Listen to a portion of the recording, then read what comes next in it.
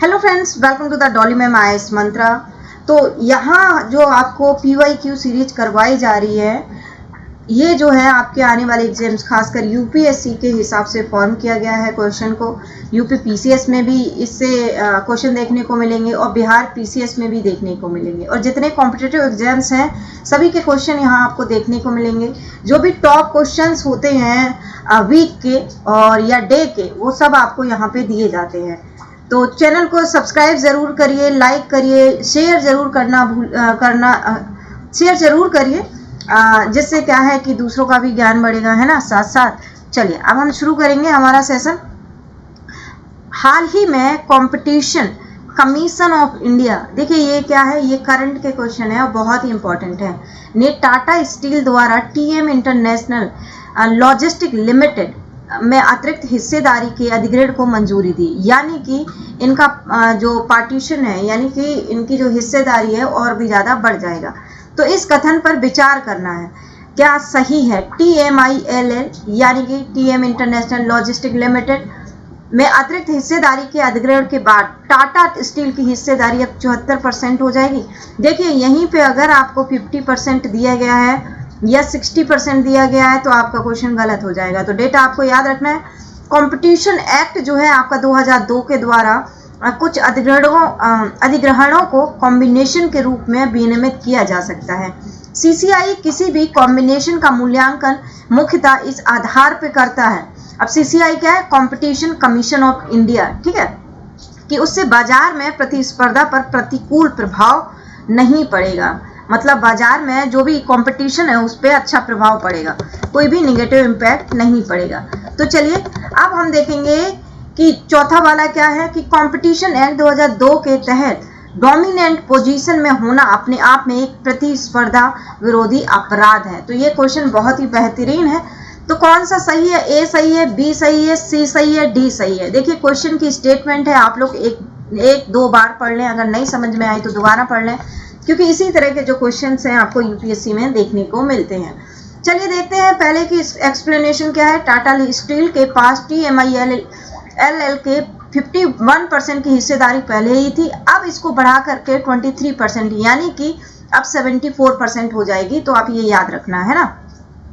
और competition act 2002 में combination का मतलब ऐसे निर्धारित कॉर्पोरेट ट्रांजैक्शन है जिनमें एक्विजिशन, मर्जर या अमालगमेशन शामिल हो सकते हैं। तीसरा सही क्यों है कि CCI असली उद्देश्य यह देखना है कि किसी बड़ी डील से मार्केट कंपटीशन कमजोर तो नहीं होता, मतलब एग्जाम्पल लेके देखना है। उदाहरण के लिए यदि किसी एक्विजिशन के बाद किसी कंपनी की मार्केट पावर बहुत बढ़ जाए तो और कंपटीशन के लिए बाजार में टिकना मुश्किल हो जाए तो कंपटीशन पर एडवर्स इफेक्ट हो सकता है। इसी संदर्भ में AAEC यानी कि एप्रिसिएबल एडवर्स इफेक्ट देखने को यहाँ पे मिलता है, ठीक है।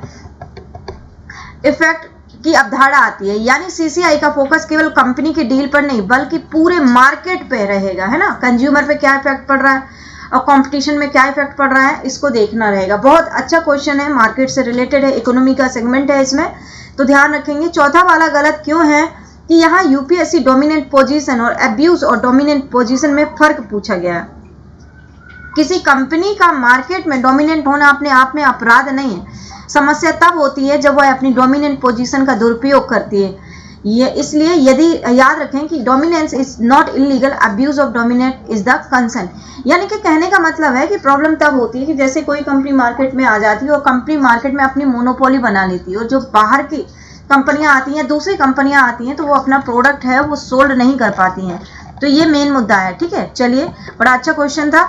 सेकंड क्वेश्चन है हमारा, हाल ही में ग्वालियर चंबल क्षेत्र में रेल कनेक्टिविटी से संबंधित विकास के संदर्भ में निम्नलिखित कथनों पर विचार कीजिए।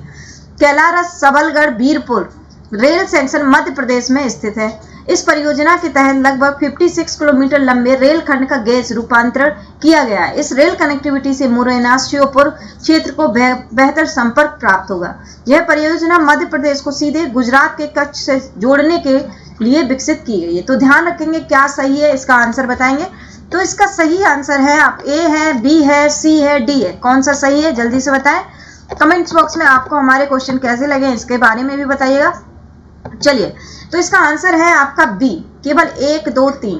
अब देखिए एक्सप्लेनेशन देखेंगे कि कैलाश रस सबलगढ़ बीरपुर रेलखंड मध्य प्रदेश के ग्वालियर चंबल क्षेत्र में स्थित है। यह क्षेत्र मुख्य रूप से मुरैना श्योपुर जिलों से जुड़ा है। लगभग 56 किलोमीटर सैंक्शन गेज कन्वर्जन है, बिल्कुल सही है। अब देखो गेज कन्वर्जन का जो अर्थ है वो क्या होता है, रेलवे ट्रैक एक गेज से दूसरे अधिक मानकीकृत गेज में परिवर्तित करना, जैसे नेटवर्क कनेक्टिविटी और ऑपरेशनल एफिशिएंसी बेहतर हो सके। ठीक है, चलिए अब देखिए तीसरा क्या है, तीसरा सही क्यों है कि इससे बीरपुर, विजयपुर और सबलगढ़ जैसे क्षेत्रों की कनेक्टिविटी बेहतर होगी तथा मुरैना और श्योपुर क्षेत्र के लोगों को ग्वालियर से बेहतर रेल संपर्क मिलेगा। गलत क्या है, इस परियोजना का उद्देश्य मध्य प्रदेश से गुजरात के कच्छ से जोड़ना नहीं है। देखो बिल्कुल अलग अलग है, बहुत दूर है।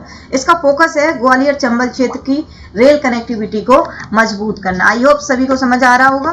तो भाई चैनल को जरूर सब्सक्राइब करें और शेयर करें, हमारी मेहनत को थोड़ा ध्यान में रखें। क्वेश्चन नंबर 3 है, हाल ही में national highway authority of India, इससे क्वेश्चन लास्ट टाइम भी पूछा गया था, डिजिटल फास्ट ट्रैक लोकल पास सुविधा को 121 टोल प्लाजाज तक विस्तारित किया गया है। इसके संदर्भ में निम्नलिखित कथनों पर विचार कीजिए। क्या होता है डिजिटल लोकल पास? इसकी सुविधा पात्र स्थानीय निवासियों को संबंधित टोल प्लाजा पर बार बार शुल्क भुगतान से राहत होती है, यानी कि जो भी नियर बाय रहते हैं उनसे राहत होती है।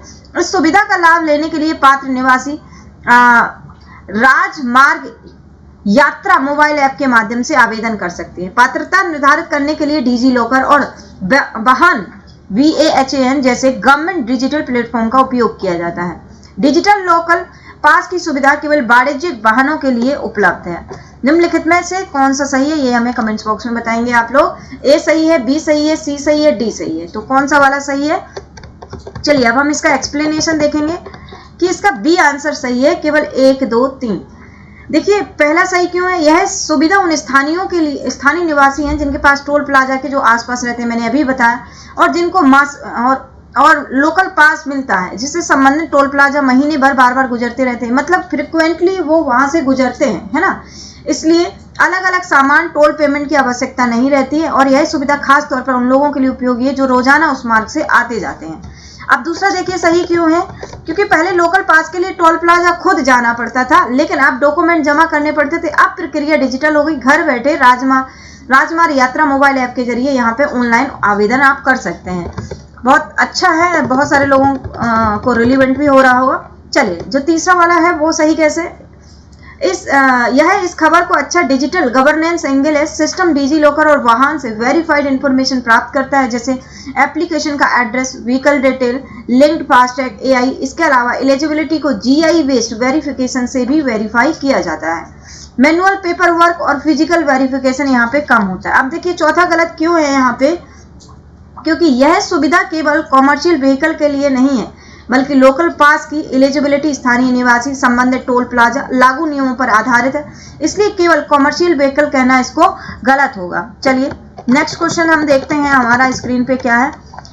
हाल ही में नेशनल टेस्टिंग एजेंसी NTA द्वारा परीक्षा सुधारों के तहत प्रश्न पत्रों की जांच के लिए 4 स्तरीय 4 टियर प्रणाली शुरू करने की घोषणा की गई। इसके संदर्भ में निम्नलिखित कथनों पर विचार कीजिए। NTA द्वारा 4 स्तरीय प्रश्न पत्र, जहां जांच प्रणाली का उद्देश्य प्रश्न पत्रों की गुणवत्ता और विश्वसनीयता को मजबूत करना है। NTA ने अपनी परीक्षा प्रक्रिया का पुनर्गठन के तहत लगभग 600 विशेषज्ञों को अपने पैनल से हटाने, नए विशेषज्ञों को शामिल करने की प्रक्रिया शुरू की है। NTA द्वारा आयोजित परीक्षाओं में JEE main, NEET UG, CUT, UGC, NET जैसी परीक्षाएं शामिल हैं। यहीं पे NTA एक संवैधानिक निकाय है जिसकी स्थापना संविधान के प्रावधानों के तहत की गई है। फिर भी यहाँ पे NTA ने नीट का जो एग्जाम है सही से कंडक्ट नहीं कर पाया और उसी की वजह से ये CJP जैसा बड़ा सा आंदोलन हुआ है ना। चलिए कौन सा कथन सही है, A सही है, B सही है, C सही है, D सही है, आप बताएंगे कमेंट्स बॉक्स में। चलिए इसका जो आंसर है वो आपकी स्क्रीन पे है, जो आंसर है B है, केवल 1, 2, 3। अब पहला देखिए, NTA ने प्रश्न पत्रों की सिक्योरिटी को मजबूत करने के लिए 4 tier question paper checking system लागू करने की घोषणा की है। अब क्या मतलब, इससे पेपर लीक नहीं होगा। इसका उद्देश्य है प्रश्न पत्र तैयार करने और जांचने की प्रक्रिया में एक्यूरेसी, क्वालिटी और एग्जामिनेशन इंटीग्रिटी को मजबूत करना। यह कदम हाल में UGC नेट प्रश्न पत्रों के सामने आई त्रुटियों के बाद, यानी कि प्रणाली में विश्वास बहाल करने का व्यापक कदम है। चलिए नेक्स्ट, इसका एक्सप्लेनेशन है दूसरा वाला कैसे सही है। एनटीए ने लगभग 600 विशेषज्ञों को अपना एग्जामिनेशन पैनल से हटाया है। देखिए, अब जो पुराने लोगों हैं उनको हटाने से टीम अच्छी नहीं हो जाती। टीम क्या है कि यहाँ पे टीम वर्क होना जरूरी है, तभी एनटीए अपना काम सही से कर पाएगा। साथ ही लगभग 20 से 25 अधिकारियों को अलग अलग 2-3 सप्ताह में शामिल करने की योजना बताई गई। अब तीसरा वाला सही क्यों है। एनटीए कई महत्वपूर्ण राष्ट्रीय स्तर की परियोजनाएं आयोजित करता है, जिसमें जेई मेन हो गया, नीट हो, यूजीसी, यूजीसी नेट शामिल है। इसलिए एनटीए में होने वाला सुधार केवल एक परीक्षा तक सीमित नहीं है, बल्कि यह बड़ी संस्था में विद्यार्थियों को प्रभावित कर सकता है। एनटीए संवैधानिक निकाय नहीं है, ये याद रखेंगे, ये एक बॉडी है। 2017 में शिक्षा मंत्रालय के अधीन एक ऑटोनोमस ऑर्गेनाइजेशन के रूप में ये स्थापित किया गया है। चलिए ये याद रखेंगे कि, और नहीं आप लगा दो जाके कि ये भाई कॉन्स्टिट्यूशनल बॉडी है ना। चलिए नेक्स्ट क्वेश्चन है हमारा स्क्रीन पर। हाल ही में जारी पीएम केयर फंड्स के वित्तीय विवरण के संदर्भ में निम्नलिखित कथनों पर विचार कीजिए। पीएम केयर फंड की बात करें तो वो क्या है। पीएम केयर फंड की स्थापना 2020 में कोविड-19 जैसी आपातकालीन परिस्थितियों से निपटने के लिए की गई है। अगर हम पीएम केयर फंड की बात करें तो यहाँ पे 800 करोड़ रुपए नहीं 8000 करोड़ रुपए के करीब कुछ अभी यहाँ पे हैं। पीएम केयर फंड पूरी तरह से सरकारी बजटीय सहायता से वित्त पोषित किया जाता है। पीएम केयर फंड प्रधानमंत्री पदेन अध्यक्ष होते हैं। याद रखना पीएम केयर फंड के अध्यक्ष कौन होते हैं, ये पूछ भी लिया जाता है। केंद्रीय रक्षा मंत्री, गृह मंत्री और वित्त मंत्री जो हैं ये ट्रस्टी होते हैं। जैसे कि अयोध्या वाला टेम्पल में चंदा चोरी हुआ है, वहां पे जो ट्रस्टी था वही वाला, उसी तरह से है ना। पीएम केयर फंड में प्राप्त दान को कंपनीज एक्ट 2013 के तहत CSR एक्सपेंडिचर के रूप में गिना जा रहा है। ये चीज अलग है अयोध्या वाली और ये चीज अलग है, ठीक है। ये मैंने बस आपको याद करने की वजह से बता दिया कि आपके दिमाग में रहे, है ना। उपयुक्त में से कौन सा कथन सही है। ए सही है, बी सही है, सी सही है, डी सही है। तो कौन सा सही है आप हमें कमेंट्स बॉक्स में बताएंगे। अब देखिए आंसर आपका है बी। एक्सप्लेनेशन देखेंगे कि पीएम केयर फंड यानी कि prime minister citizen assistance and relief energy situation funds को 27 मार्च 2020 में कोविड-19 महामारी के समय स्थापित